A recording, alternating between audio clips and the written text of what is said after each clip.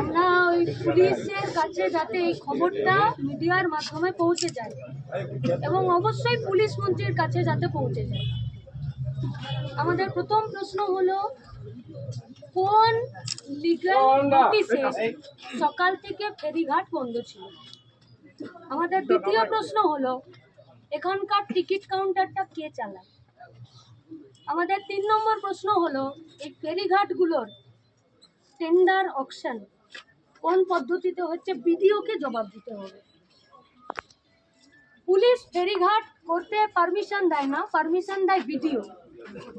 কিন্তু সেই ফেরিঘাটে দুর্নীতি চলছে কিনা সেইটা দেখার দায়িত্ব পুলিশের। যেমন আজকে ওদের সকাল থেকে প্রচুর ইনফরমেশন এসছে যে এখানে আমরা যারা জমা হয়েছি তারা নাকি সন্দেশখালীর আমরা ল অ্যান্ড অর্ডার ডিস্টার্ব করছি, আর শাহজাহান ল অ্যান্ড অর্ডার মজুত রেখেছে পুলিশকে বগলে দাবি। তা আমরা পুলিশের কাছে জানতে চাইছি, এই ফেরিঘাটে অক্টোবর 2023-এর টিকিট কোন আক্কেলে বিক্রি হচ্ছে? এখানকার ভিডিও কি নাম? সায়ন্তন সেন। কলতান ভিডিওরা WBCS নাকি না IPS? পিএস এর থেকে হয়। WBCS এর সাদা খাতা, সায়ন্তন সেন সাদা খাতা না WBCS? নাম ধরেই বলছি। আপনার নাকের ডগায় ফেরিঘাটে 2023-এর অক্টোবরের টিকিট বিক্রি হবে, আর আপনি কার জন্য টেবিলে আঁচল পেতে বসে থাকেন? যদি গায়ে লাগছে, এখানে যেখানে দাঁড়িয়ে আছি সায়ন্তন সেন এখানে এসে জবাব দিয়ে যাবে এই গোটা এলাকার মানুষকে। কি আছে ওই পারে? 1000 টাকা হাতে গুজে দিয়ে সন্দেশখালীর মা বোনেদের সম্মান ভাড়াতে খাটাচ্ছে তৃণমূলের সরকার, যেটা বহুদিন আগে তৈরি করেছিল যে যদি নাবালিকা রেপ হয় তাহলে এত দাম, আর যদি সাবালিকা রেপ হয় তাহলে এত দাম।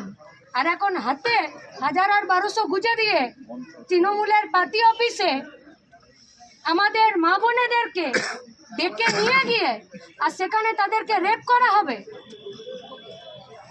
কেন 111 জনের নামে মিথ্যে মামলা দেওয়া হলো? নিরাপদ সর্দারের কে কেন অ্যারেস্ট করা হলো? কি বলছে এটা আপনাদের মিডিয়া হাউসকে? ভূমির কাছে তো অডিওটা পাও।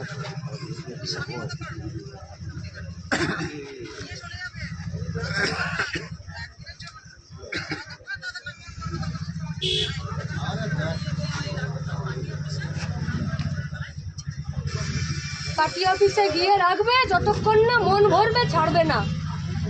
আরে কোন রাজত্বে থাকছে? পুলিশের কাছে খবর নেই, পারছে না ধরতে। ওই পার্টি অফিসটা কি চলবে নাকি বন্ধ হয়ে যাবে? গোটা রাজ্যে আর কোথায় কোথায় সন্দেশখালী আছে?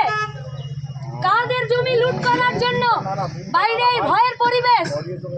কাদের 100 দিনের কাজের টাকা লুট করার জন্য বাইরে এই ভয়ের পরিবেশ? কেন এলাকাকে পুরুষ শূন্য করে মেয়েদের উপরে এই নারকীয় অত্যাচার করছে? জানে না পুলিশ, জানে না ভিডিও?